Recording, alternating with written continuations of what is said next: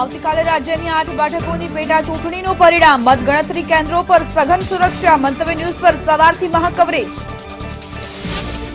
ભાજપે જિલ્લા અને શહેર પ્રમુખોના નામ જાહેર કર્યા. કોઈ ધારાસભ્ય સાંસદને જવાબદારી નહીં, કાર્યકરો પર વિશ્વાસ મૂક્યો. રાજ્યમાં દિવાળી બાદ શાળાઓ શરૂ કરવાની તૈયારી. શિક્ષણ વિભાગે માર્ગદર્શિકા તૈયાર કરી કેબિનેટની બેઠકમાં કરાશે રજૂ. રાજકોટના રેસકોર્સ રિંગ રોડ પર રોમિયો બેફામ, યુવક યુવતીનું ગળી પકડીને લઈ જતો હોવાનો વિડીયો વાયરલ. અમદાવાદ સહિતના શહેરોમાં જામી દિવાળીની ખરીદીની ભીડ. કોરોનાનું સંક્રમણ વધવાના ખતરા વચ્ચે લોકો નીકળ્યા બહાર. સવાયા ગુજરાતી તરીકે જાણીતા ફાધર વાલેસનું નિધન. વતન સ્પેનમાં 95 વર્ષની વયે લીધા અંતિમ શ્વાસ.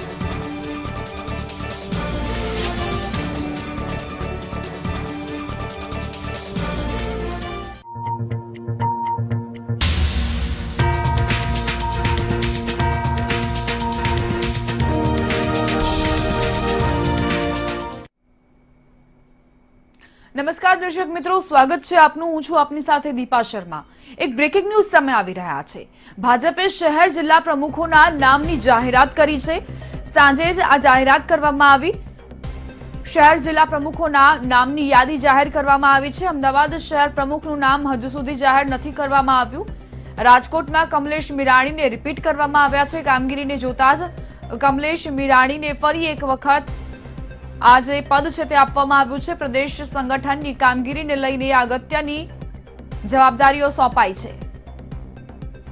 પેટા ચૂંટણીના પરિણામની પૂર્વ સંધ્યાએ લાંબા સમયથી અટકેલા ભાજપ સંગઠનમાં નિમણૂક શરૂ થઈ ગઈ, જેમાં રાજ્યના તમામ જિલ્લા અને મોટા શહેરોના શહેર પ્રમુખોની જાહેરાત કરી દેવાઈ. ભાજપ દ્વારા 39 પ્રમુખોની જાહેરાત કરાઈ છે, જેમાં રાજકોટમાં કમલેશ મીરાણી, ગાંધીનગર શહેરમાં રુચિર ભટ્ટ, જામનગર શહેરમાં વિમલ કગથરા, ભાવનગરમાં રાજીવ પંડ્યાની નિમણૂક કરાઈ છે. આ સિવાય વિવિધ જિલ્લામાં પ્રમુખો નિમાયા છે. નો રિપીટ થિયરી અંતર્ગત પાટીલ દ્વારા ટીમ જાહેર કરાઈ છે. CR પાટીલ હાલ દિલ્હીમાં છે. સંભવતઃ પ્રદેશ સંગઠનની આવતીકાલે જાહેરાત થઈ શકે છે. મહત્વનું છે કે અંદાજે 95% નવા પ્રમુખોના નામ જાહેર કરાયા છે.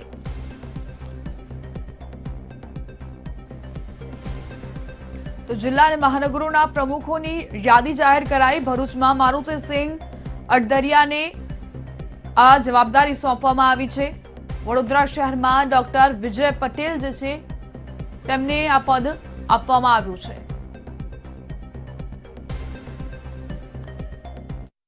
ભારતીય જનતા પાર્ટીની અંદર આમ જોઈએ તો જવાબદારીનો બદલ હોય છે.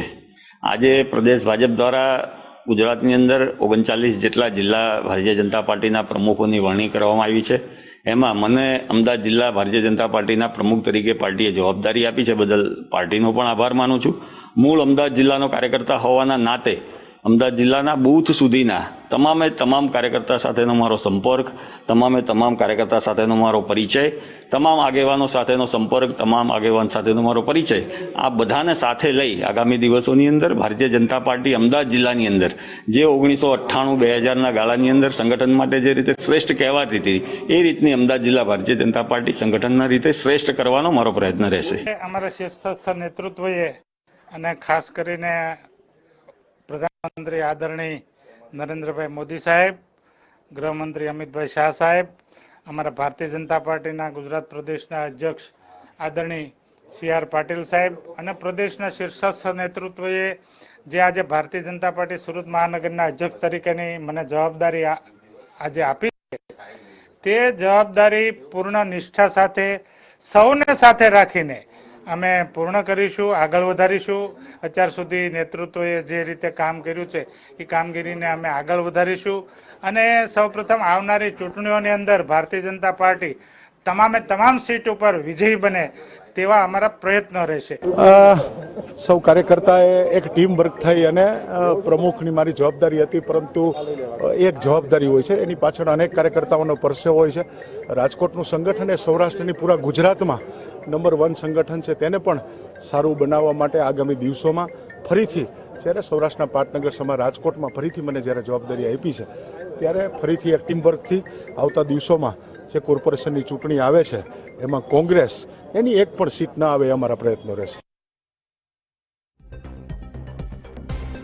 તમામ પ્રમુખ પદે જે પણ લોકોની જેમની પણ વરણી થઈ છે, જે પણ કાર્યકર્તાઓને આ વખતે આ ચાન્સ આપવામાં આવ્યો છે, તેમણે ખુશી વ્યક્ત કરી. અન્ય પણ કાર્યકર્તાઓએ ઉત્સવની જેમ જાણે આજના દિવસની ઉજવણી કરી હતી.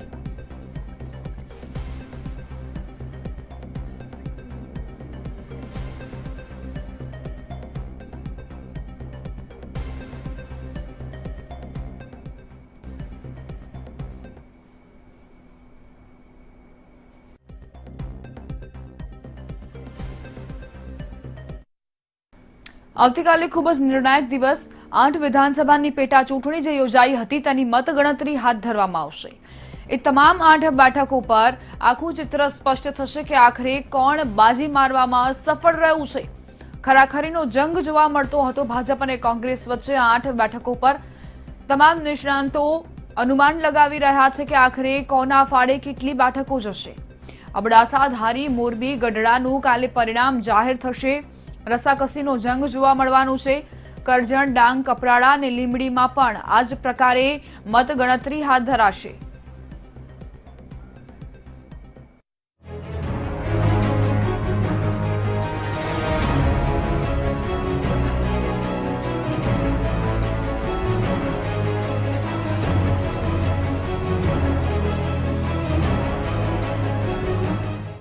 ગુજરાતમાં 8 વિધાનસભા બેઠકો અબડાસા, લીંબડી, મોરબી, ધારી, ગઢડા, કરજણ, ડાંગ અને કપરાડા માટે મતદાન સંપન્ન થયું છે. ચૂંટણી પંચની સત્તાવાર માહિતી મુજબ 8 બેઠકો પર સરેરાશ 60.75% મતદાન નોંધાયું છે, જેમાં સૌથી વધુ મતદાન દક્ષિણ ગુજરાતની કપરાડા બેઠક પર 77.50% મતદાન થયું છે, જ્યારે કે ધારી વિધાનસભા બેઠક પર સૌથી ઓછું 45.79% મતદાન નોંધાયું છે. તો એક નજર કરીએ કઈ બેઠક ઉપર કેટલું મતદાન નોંધાયું તે પર. તો અબડાસા બેઠક ઉપર 61.82% મતદાન નોંધાયું. લીંબડી બેઠકની વાત કરવામાં આવે તો 58.1% મતદાન, મોરબીમાં 52.32% મતદાન, ધારીમાં 45.79% મતદાન, ગઢડામાં 50.76% મતદાન નોંધાયું છે. આ સાથે જ કરજણ બેઠક પર 70.1%, ડાંગ બેઠક ઉપર 75.1% મતદાન અને કપરાડા બેઠક ઉપર 77.50% મતદાન નોંધાયું છે. એટલે કે સરેરાશ 60.75% મતદાન થયું છે. ચૂંટણી પંચે 8 બેઠક પૈકી 3 બેઠકની મતગણતરી જિલ્લા હેડક્વાર્ટર ખાતે યોજવાનો નિર્ણય કર્યો છે, જ્યારે કે અન્ય 5 વિધાનસભા બેઠકોની મતગણતરી જે તે સ્થાનિક કક્ષાએ યોજવાનો જ નિર્ણય કર્યો છે. 8 બેઠક માટે ઉપયોગમાં લેવાયેલા 3024 ઈવીએમની મતગણતરી કરવામાં આવશે. નજર કરીએ કઈ બેઠકની મતગણતરી કયા સ્થળ ઉપર થશે તે મુદ્દે તો અબડાસા બેઠકની મતગણતરી સરકારી એન્જિનિયરિંગ કોલેજ ભુજ ખાતે કરવામાં આવશે. લીંબડી બેઠક પર મતગણતરી સુરેન્દ્રનગરની MP Shah arts and science college ખાતે કરવામાં આવશે. મોરબી બેઠક ઉપર મોરબીની સરકારી પોલિટેકનિક કોલેજ ખાતે મતગણતરી હાથ ધરાશે. આ સાથે જ ધારીની યોગી મહારાજ મહિલા કોલેજમાં ધારી બેઠક માટે મતગણતરી હાથ ધરાશે. તો વળી કરજણ બેઠકની મતગણતરી વડોદરા ખાતે આવેલી સરકારી પોલિટેકનિક કોલેજમાં હાથ ધરાશે. ડાંગ વિધાનસભા બેઠકની મતગણતરી આહવામાં આવેલી સરકારી સાયન્સ કોલેજ ખાતે થશે. તો વળી કપરાડા બેઠકની મતગણતરી કપરાડાની જ સરકારી આર્ટ્સ કોલેજ ખાતે કરવામાં આવશે. વિધાનસભાની 8 બેઠકો માટેની મતગણતરીનો પ્રારંભ પોસ્ટલ બેલેટથી કરવામાં આવશે. ત્યારબાદ ઈવીએમની મતગણતરી હાથ ધરાશે. સંભવતઃ મંગળવારે બપોરે 3 વાગ્યા સુધીમાં તમામ પરિણામ જાહેર થઈ જાય તે મુજબ ચૂંટણી પંચે તમામ આયોજનને આખરી ઓપ આપ્યો છે. બપોર સુધીમાં તમામ 81 ઉમેદવારના ભાવિનો ફેસલો થઈ જશે. આ સાથે જ ધારાસભ્યોના ભાવિ પણ નક્કી થઈ જશે. અરુણ શાહ, મંતવ્ય ન્યૂઝ, અમદાવાદ.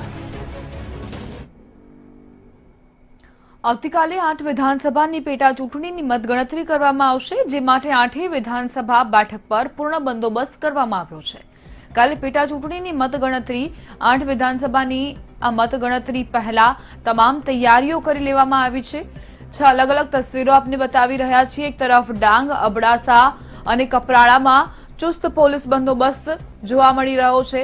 ધારી, ગઢડા અને લીંબડીમાં પણ આ જ પ્રકારની તૈયારીઓ જોવા મળી રહી છે।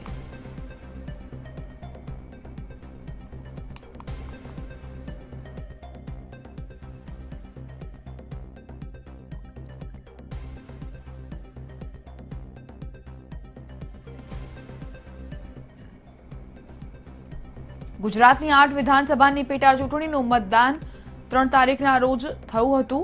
હવે આવતીકાલે પરિણામ આવશે, ત્યારે ભાજપના ઉમેદવાર વિજય પટેલ સાથે મંતવ્ય ન્યૂઝે ખાસ વાતચીત કરી હતી। તેમણે કહ્યું કે જો 10,000થી વધુ લીડથી તેઓ જીતશે, ડાંગના વિકાસના કામો બાકી છે તે જીત્યા બાદ પૂરા કરશે એવી ખાતરી આપી।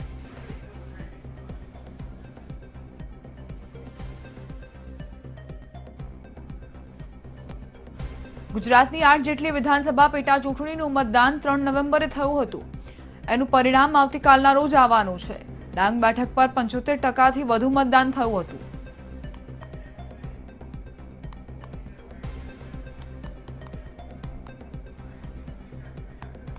અબડાસા પેટા ચૂંટણીનું પરિણામ જાહેર થવાનું છે। ભુજની એન્જિનિયરિંગ કોલેજ ખાતે મતગણતરીની પૂર્વ સંધ્યાએ તડામાર તૈયારીઓ શરૂ કરી દેવાઈ। 700 કર્મચારીઓ મતગણતરીમાં જોડાશે। 3 કાઉન્ટિંગ હોલમાં 32 રાઉન્ડમાં 1.5 લાખ મતોની ગણતરી થશે। હાલ 3 લેયરમાં સુરક્ષા બંદોબસ્ત ગોઠવાયો।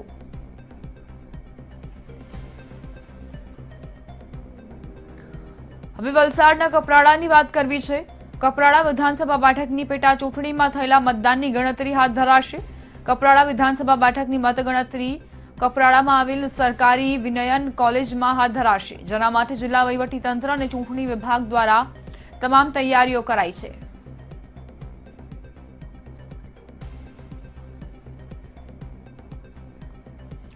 ધારી પેટા ચૂંટણીની મતગણતરી મહિલા કોલેજ ખાતે સવારે 8 કલાકે હાથ ધરાશે। મતગણતરીના કુલ 12 ટેબલ પર 29 રાઉન્ડમાં ગણતરી થશે।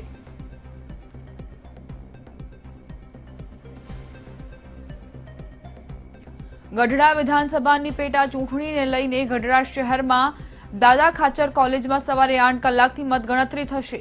મતગણતરીને લઈને તંત્રએ તમામ તૈયારીઓને આખરી ઓપ આપ્યો અને શાંતિપૂર્ણ માહોલમાં મતગણતરી થાય તેને લઈને પણ ચાંપતો પોલીસ બંદોબસ્ત જોવા મળ્યો।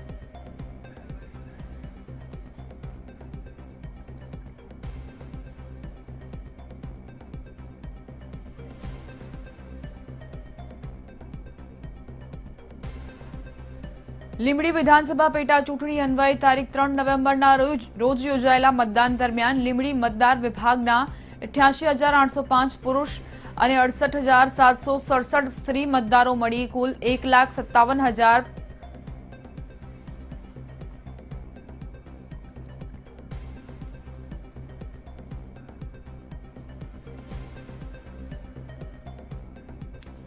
ગુજરાતની 8 વિધાનસભા બેઠકની પેટા ચૂંટણીને લઈને આવતીકાલે મતગણતરી યોજાશે।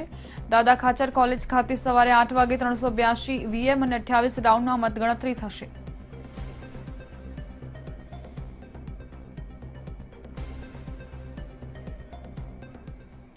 અમદાવાદના કઠવાડા વિસ્તારમાં ઇંકની ફેક્ટરીમાં આગ લાગવાની ઘટના બની હતી, જેમાં ઘટના સ્થળ પર 10થી વધુ ફાયર બ્રિગેડની ગાડીઓ પહોંચી હતી અને ફાયર બ્રિગેડ દ્વારા ભીષણ આગને નિયંત્રણમાં કરી લેવામાં આવ્યો, જેમાં ઘણું નુકસાન થયું પણ કોઈ જાનહાનિ થઈ નથી।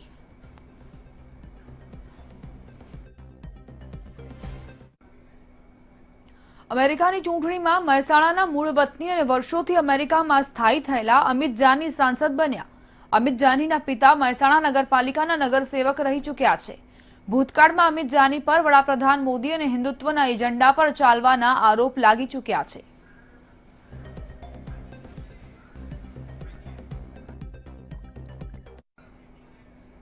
જૂનાગઢના ચોરવાડમાં 10 વર્ષ પૂર્વે સાંસદ રાજેશ ચુડાસમા સહિત 4 સામે છેડતીના બનાવને લઈને ફરિયાદ નોંધાઈ હતી, જેને લઈને કેશોદ સેશન્સ કોર્ટે સાંસદ રાજેશ ચુડાસમા, મિત વૈદ્ય સહિત 4ને નિર્દોષ જાહેર રાખવાનો આદેશ કર્યો।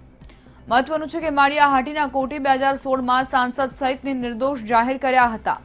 તે સામે ફરિયાદીએ સેશન્સ કોર્ટમાં અપીલ કરી હતી, જે અંતર્ગત કેશોદ સેશન્સ કોર્ટે નિર્દોષને અગાઉનો હુકમ જ યથાવત રાખ્યો। જણાવી દઈએ કે સોમનાથના ધારાસભ્ય વિમલ ચુડાસમાના સ્વજન મહિલાએ છેડતી ફરિયાદ 10 વર્ષ પૂર્વે કરી હતી.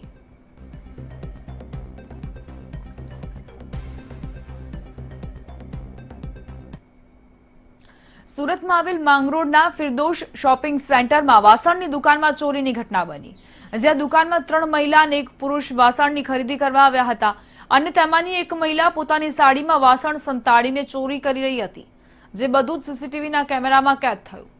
આ અંગેની ફરિયાદ દુકાનના માલિક દ્વારા પાલોદ પોલીસને કરવામાં આવતા પાલોદ પોલીસે આગળની કાર્યવાહી હાથ ધરી છે.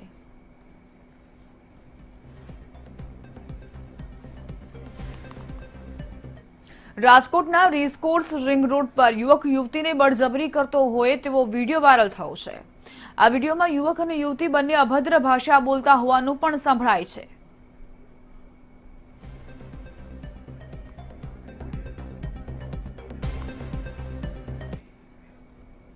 અમદાવાદના થલતેજ વિસ્તારમાં ગુરુદ્વારા પાસે આવેલ કારના શોરૂમમાંથી 12.25 લાખની હોન્ડા સિટી કારની ચોરી થઈ, જેમાં સીસીટીવી કેમેરાના ફૂટેજમાં જોવા મળે છે કે સફારી ગાડીમાં આવેલા શખ્સો 12.25 લાખની હોન્ડા સિટી કારને લઈને ફરાર થયા. વસ્ત્રાપુર પોલીસ સ્ટેશનમાં 2 શખ્સો સામે ફરિયાદ થતા પોલીસે કાર્યવાહી હાથ ધરી છે.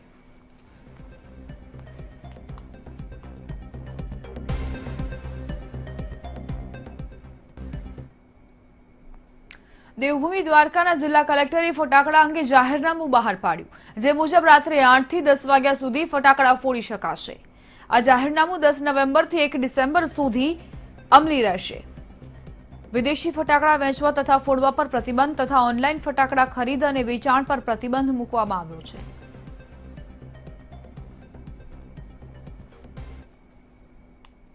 ભાવનગર જિલ્લા કોંગ્રેસ મહામંત્રી અને જિલ્લા પંચાયત સદસ્યના પતિ પીએમ ખેનીને ખેતીવાડી અધિકારી થઈ લઈને તમામ સ્તરે મોટા ભ્રષ્ટાચાર થતો હોવાનો આક્ષેપ કર્યો. આક્ષેપ અનુસાર ગરિયાધાર તાલુકાના 19 જેટલા બિન ખેડૂત ખાતેદારોના ખાતામાં કિસાન સહાયની 20-20 હજારની રકમ જમા થઈ છે, જેમાં એજન્ટ દ્વારા બિન ખેડૂતના ખાતાની વિગત લઈને 20,000 સામે 1500 કમિશન આપવાની લાલચ સાથે વિગત લીધી હતી. આ અંગે ડીડીઓ દ્વારા તપાસના આદેશ આપ્યા અને જો ગેરરીતિ સાબિત થશે તો જવાબદાર સામે પગલાં લેવાશે.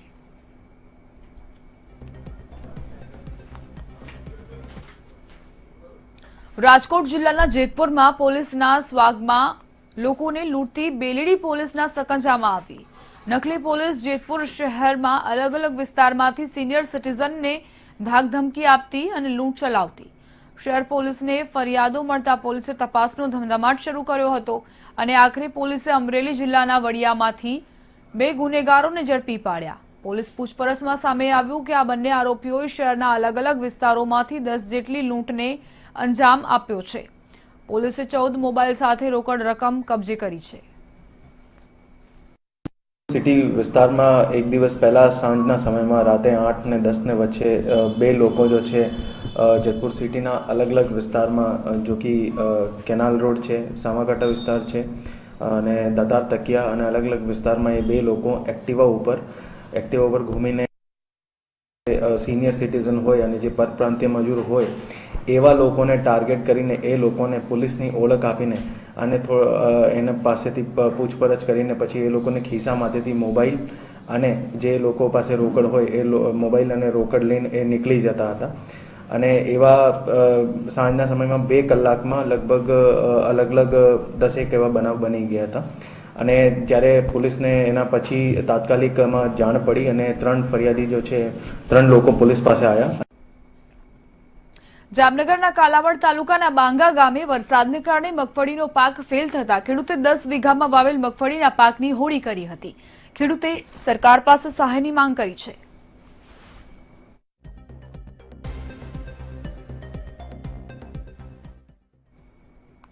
કોરોના મહામારીના લોકડાઉન બાદ કચ્છ સહિત રાજ્યમાં વેપાર ધંધા ભાંગી પડ્યા હતા, ત્યારે વડાપ્રધાન નરેન્દ્રભાઈ મોદીએ આત્મનિર્ભર અભિયાન અને લોકલ ફોર વોકલનું સૂત્ર આપ્યું, જેને હવે ભારે સમર્થન મળી રહ્યું છે. ઓનલાઈન ખરીદી અને શોપિંગ મોલમાં ખરીદી અટકાવી લોકો સ્થાનિક બજારમાં ખરીદી કરે તો અર્થતંત્રને ભારે વેગ મળે તેમ છે. ભુજના વેપારીઓએ જણાવ્યું કે હાલમાં 2 થી 3 દિવસથી ગરાકી જોવા મળી રહી છે, જેથી વોકલ ફોર લોકલનું સૂત્ર સાર્થક થઈ રહ્યું છે. હજી પણ 5 દિવસ દિવાળીને બાકી છે, જેથી ખરીદી વધવાની શક્યતા છે. ગામડાઓમાંથી લોકો ખરીદી માટે ભુજની બજારોમાં આવી રહ્યા છે. લાંબા સમય બાદ વેપારીઓ ગરાકીમાં પરોવાયેલા નજરે પડ્યા.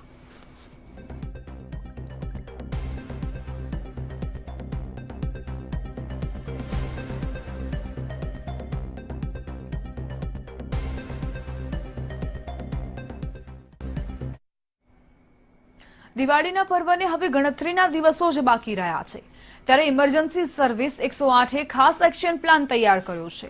આવો જોઈએ, ટીમ છે તૈયાર.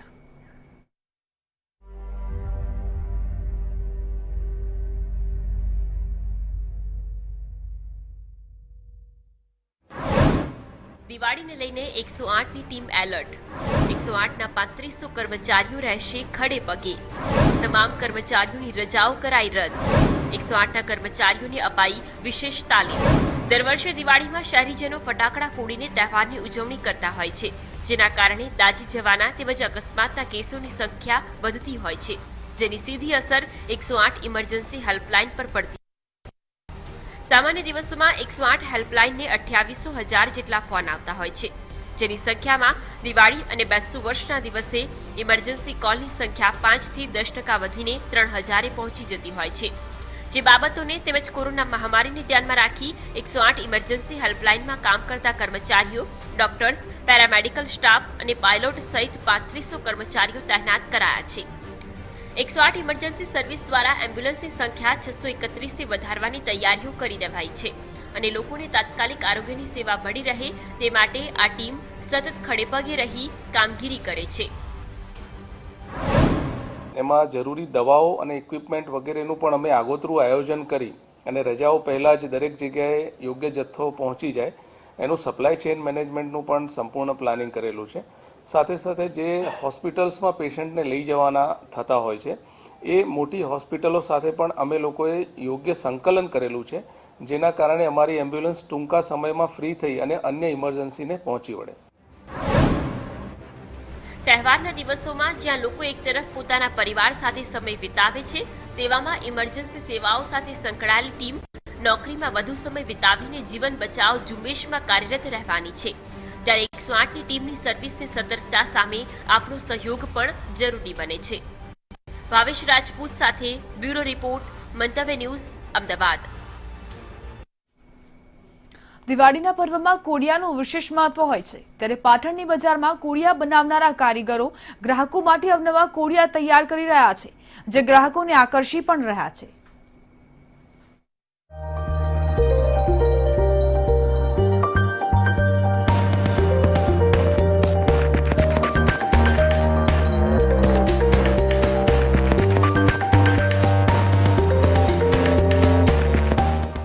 અવનવા કોડિયા, ભાતના કોડિયા, ગ્રાહકોને આકર્ષતા કોડિયા. સમગ્ર દેશભરમાં ચાઇનીઝ ચીજવસ્તુઓની ખરીદી પ્રત્યે દેશવાસીઓ નકારાત્મક વલણ અપનાવી રહ્યા છે, ત્યારે હાલમાં દિવાળીના તહેવારોમાં લોકોએ સ્વદેશી દીવડાની ખરીદી વધારી છે. લોકો ઘર સજાવટ માટે શહેરની બજારોમાંથી ચાઇનીઝ વસ્તુઓની જગ્યાએ માટીના કોડિયાની વધુ ખરીદી કરી રહ્યા છે.